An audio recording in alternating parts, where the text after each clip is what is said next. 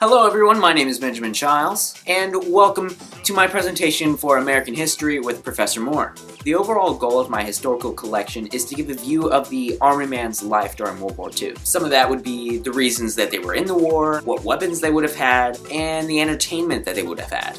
I've always really loved this time period in America. The simplistic days of the 1940s are a time that I wish I could have lived in. I have a sort of pseudo-nostalgia for it, if that makes sense. So anyway, let's get to it.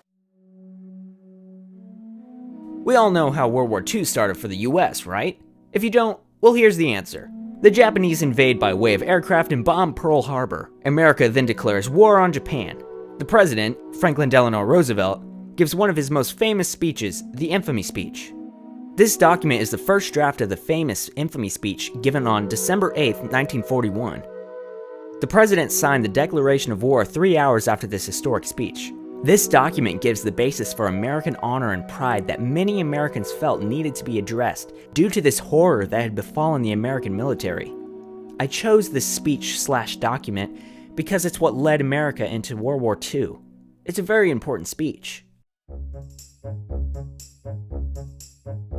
Now that the US is at war, the infantry needed weapons. That's where the government-issued M1 Garand comes in. Created by Canadian-born American John Garand. To replace the earlier bolt-action M1903 Springfield, the US Army expressed an interest in a semi-automatic rifle. John Garand was hired by the Springfield Armory in 1919 and started working on a new rifle. After many different changes and after 15 years of work, the M1 Garand was born and standardized in 1936. General George S. Patton gave this weapon great praise by stating, "In my opinion, the M1 rifle is the greatest battle implement ever devised." I assume that's what he sounded like. I agree with General Patton on this one. This weapon is beautiful and sleek. My favorite part is the on-block clip that is inserted into the built-in magazine. And when those 8 rounds have been fired, the clip ejects with a beautiful.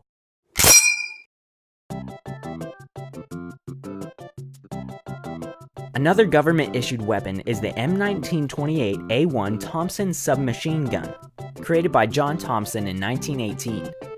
This weapon became very popular during the Prohibition era with gangsters in the 1920s.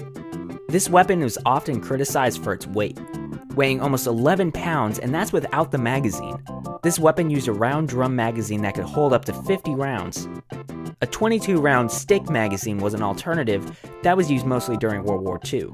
The Thompson was issued for military use in 1938. This weapon was one of the primary submachine guns of World War II. I love this weapon because of its simplicity. I've heard that although the accuracy of this gun is diminished a bit because of its recoil, that doesn't negate its overall awesomeness.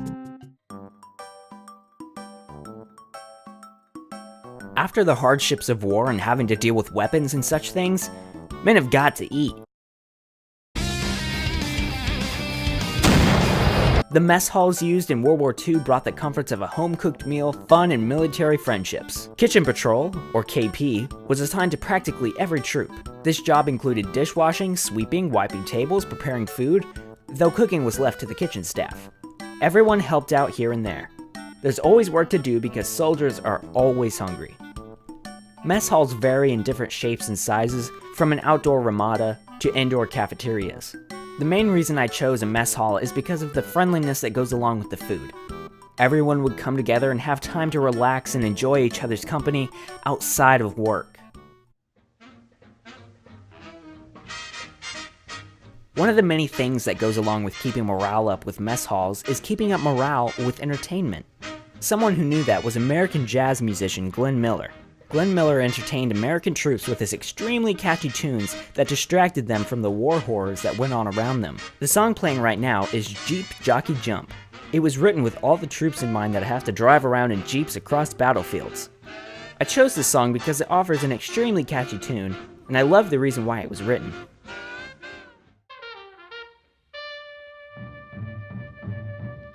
Another song used for the same reason of keeping morale up was Boogie Woogie Bugle Boy by the Andrews Sisters, a very popular tune during World War II. The song was actually written in January 1941, almost a year before the war started. The song reached number 6 on the Song of the Century chart. The reason I chose this song is because of the extremely catchy tune. I've always liked this song. After the 4 years of war with Japan, Japan surrendered on September 2, 1945. The instrument of surrender was a document that was approved by President Truman. At Tokyo Bay, Japan, aboard the USS Missouri, the Empire of Japan formally surrendered to the Allies, bringing an end to World War II. The second paragraph states, "We hereby proclaim the unconditional surrender to the Allied powers of the Japan Imperial General Headquarters and of all Japanese armed forces and all forces under Japanese control wherever situated." On behalf of the Japanese government, Japanese Foreign Minister Mamoru Shigemitsu and General Yoshijiro Umezu, on behalf of the Japanese armed forces, signed the instrument of surrender. General MacArthur signed after the Japanese to finalize the document.